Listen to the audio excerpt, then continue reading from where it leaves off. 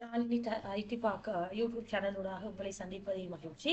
இன்றைய தினம் நாங்கள் பைத்தன் செய்திகள் தொடர்பாக ஒரு காணொளி தொடரொன்றை வழங்க எதிர்பார்த்திருக்கின்றோம். அந்த வகையில் இன்றைய காணொளியில் நாங்கள் பைத்தன் தொடர்பாக நாங்கள் வெளியீடுகளை பெறும் பொழுது பயன்படுத்தக்கூடிய விசேட குறியீடுகள், அதாவது நம்ம சொல்லுவோம் ஸ்பெஷல் கேரக்டர்ஸ் தொடர்பாக தான் இன்றைய காணொளியில் நாங்கள் காண காத்திருக்கின்றோம். எங்களுடைய சேனலை சப்ஸ்கிரைப் செய்யாதவர்கள் சப்ஸ்கிரைப் செய்து எங்களுடைய நோட்டிஃபிகேஷன்ஸை நீங்கள் பெற்றுக்கொள்ள முடியும். இதனூடாக நாங்கள் வழங்குகின்ற சகல காணொளி தொடர்பான நோட்டிஃபிகேஷன்ஸை நீங்கள் பெற்றுக்கொள்ளக்கூடியதாக காணப்படும்.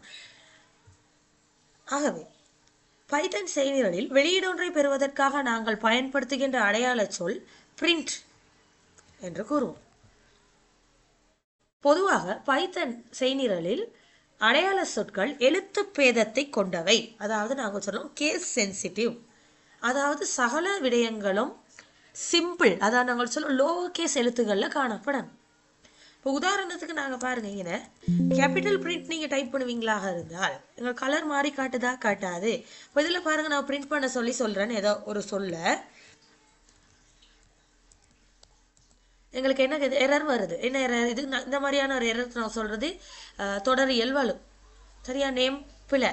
இப்போ இதுவே நாங்கள் சிம்பிளில் கொடுக்குற நேரம் எங்களுக்கு டபுள் கோட்டேஷனில் ஹாய் என்று கொடுப்போமே. இதில் நாங்கள் நிறைய ஸ்பெஷல் கேரக்டர்ஸ் பார்க்கணும். அடுத்து நாங்கள் பார்க்குறோம் சிங்கிள் கோட்டேஷன் கொடுப்பீங்களா இருந்தால் அவுட்புட் எப்படி சேஞ்ச் ஆகும், சரிதானே? ஹாய். அப்போவும் அதே தான். இதை நீங்கள் கண்டிப்பாக நோட் பண்ணி வைத்து கொள்ள வேண்டும். ஏன்னா எம்சிக்யூவில் இந்த டெக்ஸ்ட் தொடர்பாக எங்களுக்கு கேள்வி கேட்குறது கொஞ்சம் அதிகம். இப்போ நாங்கள் பார்க்குறோம் சிங்கிள் கொட்டேஷன் உள்ளால டபுள் கொட்டேஷன் கொடுத்து அதுக்குள்ளே கொடுப்பீங்களா இருந்தால் என்ன வரும், ரைட்? அப்போ அந்த சிங்கிள் கொட்டேஷன் உள்ளுக்கு நீங்கள் கொடுக்குற நேரம் இந்த டபுள் கொட்டேஷன் ஒரு அவுட்புட் விஷயமாகத்தான் கருதப்படுது. அதனால தான் இந்த டபுள் கொட்டேஷன் என்ன செய்யப்பட்டிருக்குன்னு சொன்னால் பிரிண்ட் ஆகி இருக்குது. மாறி கொடுத்து பார்ப்போம்.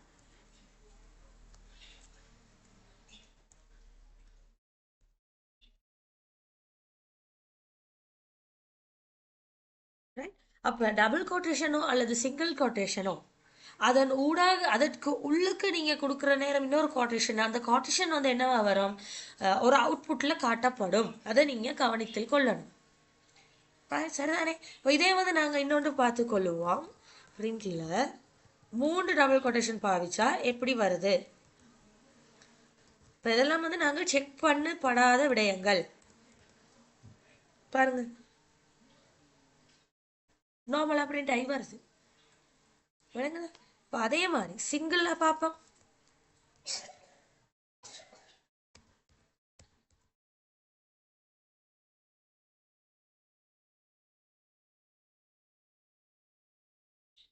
ஓகே, அப்போ இதெல்லாம் நீங்கள் கவனத்தில் கொள்ள வேண்டும். இந்த விஷயங்களை நீங்கள் ப்ராக்டிக்கலில் சேர்த்து கொள்ள வேண்டியது அவசியம்.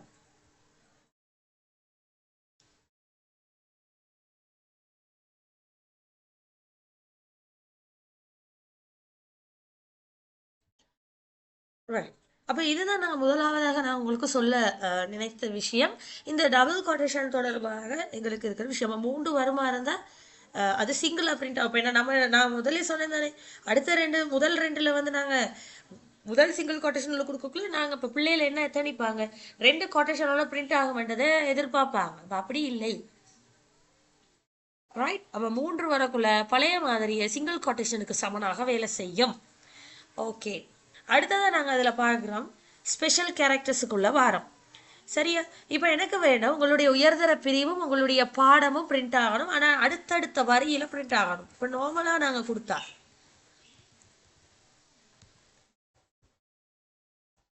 2026 ஐசிடி என்று கொடுத்தால் ஒரே லைனில் தான் பிரிண்ட் ஆகும், அப்படித்தானே?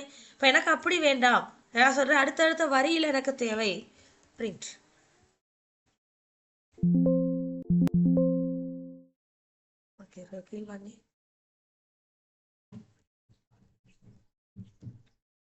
பிரிண்ட்ல கொடுக்குறோம்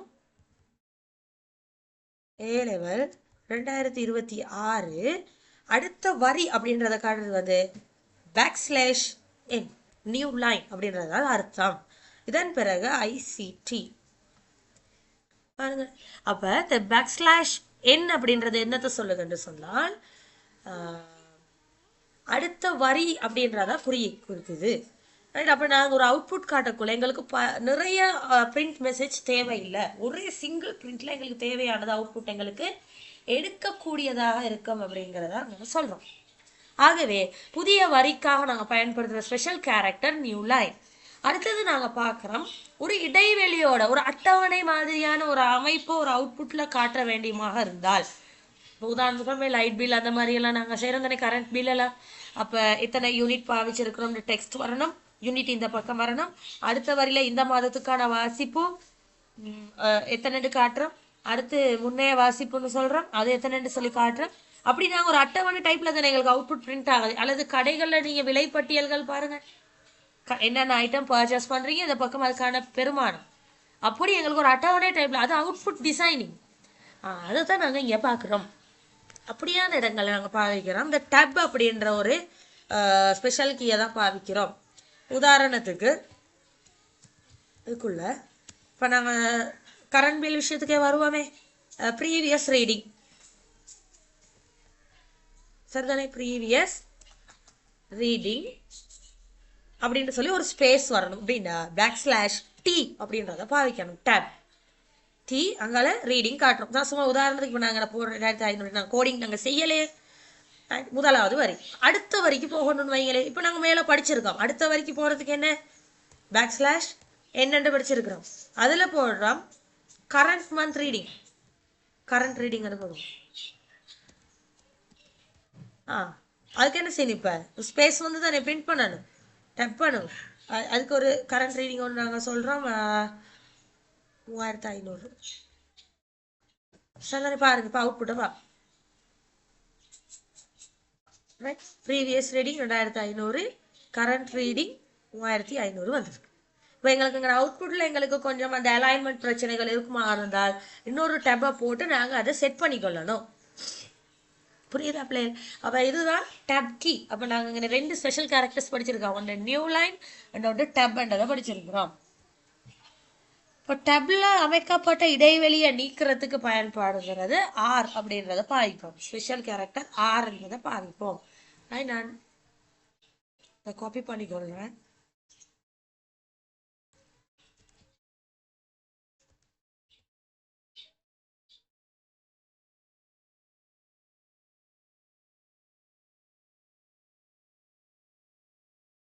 இப்போ நான் டப் பாவிச்சு தானே இருக்கிறேன். நீங்கள் இதே இடத்துல நான் /R கொடுக்குறேன். ஆனால் இதிலே செய்யலாம், திரும்ப ஒரு ரன் பண்ண.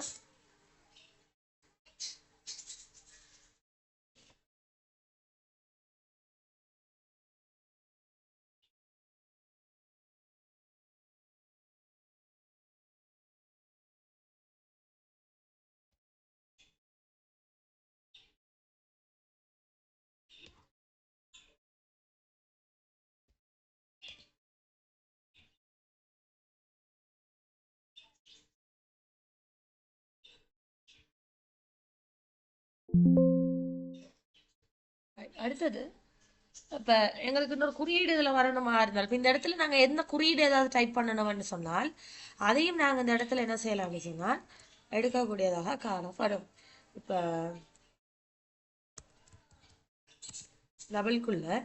டபுள் கோட்டேஷனுக்குள்ள விலை மாதிரியான ஒரு வைக்கிற ப்ரைஸ் சரியா 50 ரூபாய் அப்படின்னு வரணும்னு சொல்லுங்களேன். இப்போ / வர வேண்டிய குறியீடு என்ன, இதுதானே. ரைட், போட்டு பார்ப்போம். சாரி, ரைட், நான் இந்த ஸ்லாஷ் போட்டிருக்கேன். நான் சரியான விலைக்கான மற்ற ஸ்லாஷ் நீங்கள் போட்டிங்கன்னா சரி.